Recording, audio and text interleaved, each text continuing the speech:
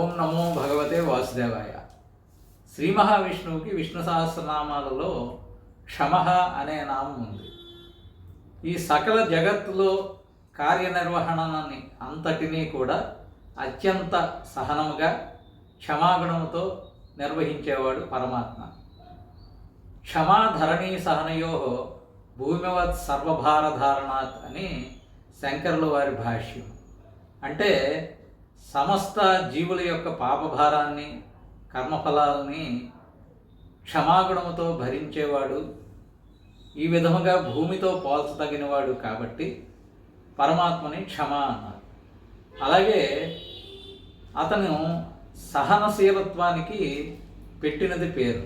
ఎందుకంటే దురాత్ముడైన శిశుపాలుడిని కూడా అత్యంత సహనముతో, ఎంతో ఓపికతో అతనిని సహనము వహించిన తర్వాత కానీ వధించడం జరగలేదు. ఈ క్షమా సహనముల కారణంగా పరమాత్మని క్షమ అని అన్నారు.